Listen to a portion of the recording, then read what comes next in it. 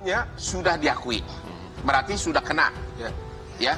Cuma pembunuhan berencana atau pembunuhan spontan hanya itu doang. Jadi hanya mencari hukuman apa yang saya timpa. Nah, karena memang saya dari awal sudah curiga. Ketika kita mau ekshumasi, kesepakatan pertama perwakilan penasihat hukum maupun keluarga boleh ikut. Rapat kedua, keluarga maupun penasihat hukum menjadi tidak boleh ikut, tapi boleh CCTV. Rapat ketiga itu tidak boleh keluarga, tidak boleh penasihat hukum, tidak boleh CCTV. Yang boleh adalah hanya mengirimkan dokter dan atau petugas medis. Bagaimana kita mau menilainya kan?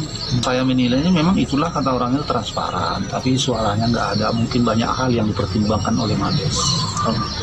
Banyak hal yang dipertimbangkan. Adegan-adegan yang terpotong-terpotong kita bersabar menunggu nanti ya pengumuman yang diumumkan oleh Mabes. Rakyat, masyarakat dan kepentingan korban lebih utama dalam konteks transparansi dan proses pro justisia ini ya. Karena kita mau menyelamatkan supaya ini jangan mendekati peradilan sesat, ini jadi mendekati hukuman berat, hukuman mati begitu ya. Jadi kalau begini terus saya kira rakyat akan melihat ya daripada ini semua dipermainkan kayak begini nggak transparan, rakyat nuntutnya hukuman mati aja kalau kayak begini. Keinginan kami kiranya kejadian ke tempat kejadian ataupun faktanya ya yang benar lah, jangan berubah-ubah. Pertama di Jakarta, di Duren 3, ini udah di Magelang lagi, besok di mana lagi begitu kira-kira. Hotman sadar bahwa Ferdy Sambo masih bersandiwara. Bahas kesaksian soal tangisan suami Putri, hati-hati. Pengacara Hotman Paris terus menyoroti kasus pembunuhan Brigadir J. Baru-baru ini, Hotman Paris menyoroti kesaksian saksi dalam kasus pembunuhan Brigadir J yang dijalani Irjen Ferdy Sambo ini. Hotman Paris membahas kemungkinan Irjen Ferdy Sambo dapat bebas dari hukuman mati atau pasal pembunuhan berencana dengan membeberkan beberapa alasan.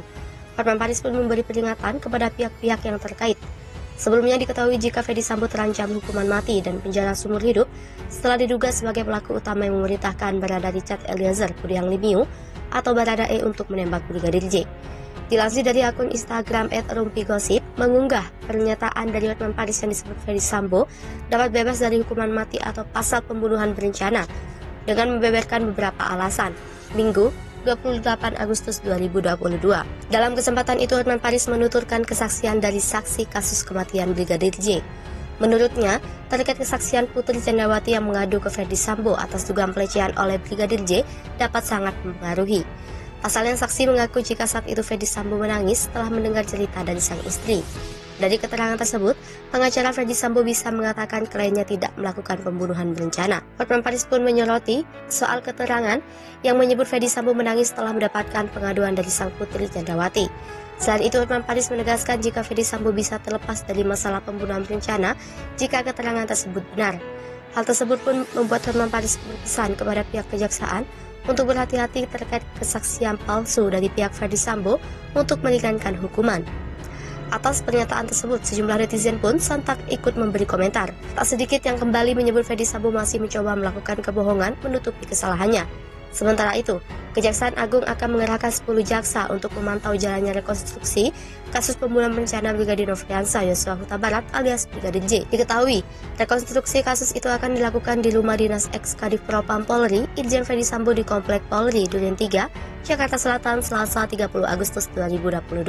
Jaksa Agung Muda Bidang Tindak Pidana Umum Kejaksaan Agung RI, Fadil Zumhana menyebut masing-masing tersangka akan dipantau 2 jaksa. Baru terungkap pengakuan mengejutkan Om Kuat dan Putri Candrawati di kamar, minta Brigadir J naik. Rekonstruksi pembunuhan Brigadir J baru terungkap pengakuan mengejutkan Om Kuat dan Putri Candrawati di kamar, minta Brigadir J naik. Lagi baru terungkap fakta kasus pembunuhan Brigadir J, ini soal apa yang dilakukan Putri Candrawati dan Kuat Ma'ruf atau Om Kuat.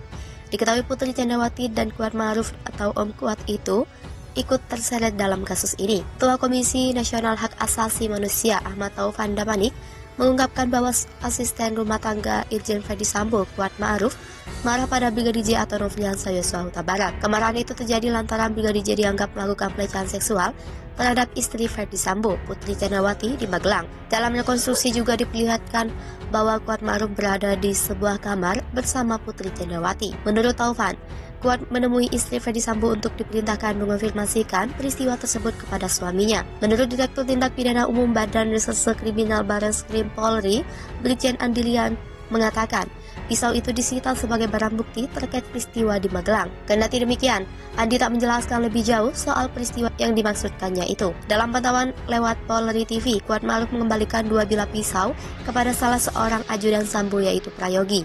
Hal ini terungkap dalam rekonstruksi adegan ke-74. Dari keseluruhan rekonstruksi ini, Kuat Ma'ruf tampak lebih dominan proaktif dalam rekonstruksi.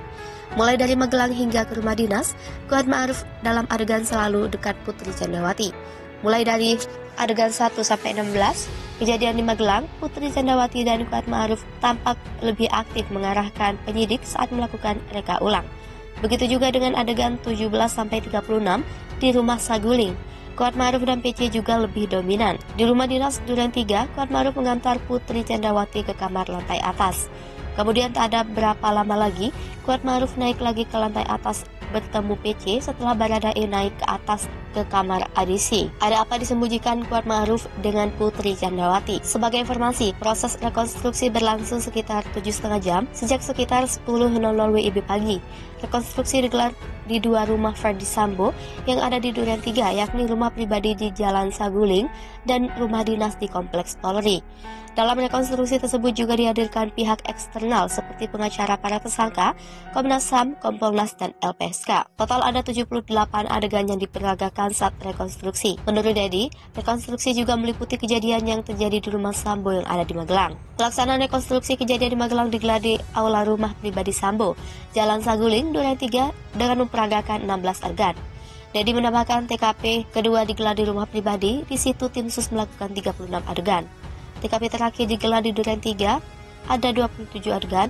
Dalam kasus ini polisi menetapkan 5 tersangka, yakni Ferdi Sambo, memerintahkan tersangka lainnya Baradae untuk menembak Brigadir J. Lalu Bribka Riki Rizal, Kuat Ma'ruf, dan Putri Candrawati. Kelimanya dijerat pasal pembunuhan berencana atau pasal 340 subsidiar, pasal 338 junto, pasal 55 dan 56 KUHP. Agar kepercayaan rakyat kembali, Jokowi perintahkan Kapolri eksekusi mati Ferdi Sambo. Video mencatut Presiden Joko Widodo berada di media sosial. Video tersebut dibagikan pengguna akun Facebook pada 28 Agustus 2022. Video itu disertai judul yang menarasikan Presiden Jokowi menginstruksi Kapolri Jenderal Listio Sigit Prabowo untuk segera mengeksekusi mati Ferdi Sambo agar kepercayaan rakyat kembali. Berikut narasi dalam judul video terkait. Instruksi Jokowi ke Kapolri, segera akan eksekusi mati Ferdi Sambo agar kepercayaan rakyat kembali. Kemudian video diperdengarkan untuk cek fakta, tidak ada informasi terkait instruksi Presiden ke Kapolri untuk mengeksekusi mati Ferdi Sambo. Video berdurasi 8 menit 35 detik itu menarasikan artikel di tvOneNews.com berjudul Perintah Jokowi buat Kapolri Garang ke Ferdi Sambo. Ini buktinya. Tayang pada 25 Agustus 2022. Dalam artikel tersebut tidak ditemukan perintah Presiden Jokowi kepada Kapolri untuk mengeksekusi mati Ferdi Sambo. Kapolri hanya menegaskan bahwa sidang kode etik terhadap Sambo akan dilakukan dalam waktu dekat sesuai dengan perintah Presiden yang meminta untuk kasus Brigadir J diusut dengan cepat. Selanjutnya video menarasikan artikel dari jpnn.com dengan judul Irjen Ferdi Sambo bukan perwira biasa, tak sembarangan bisa dipecat tergantung Pak Jokowi. Tayang pada 26 Agustus 2022. Artikel itu mengutip keterangan Kadif Humas Polri Irjen Dedi Prasetyo yang mengatakan sesuai dengan Kepres, bagi perwira tinggi yang di PTDH diangkat dan diberhentikan oleh Presiden. Berdasarkan hasil penelusuran video dengan narasi Presiden Jokowi, diperintahkan Kapolri untuk mengeksekusi mati Ferdi Sambo adalah tidak benar. Faktanya, tidak ada informasi resmi yang menyatakan demikian.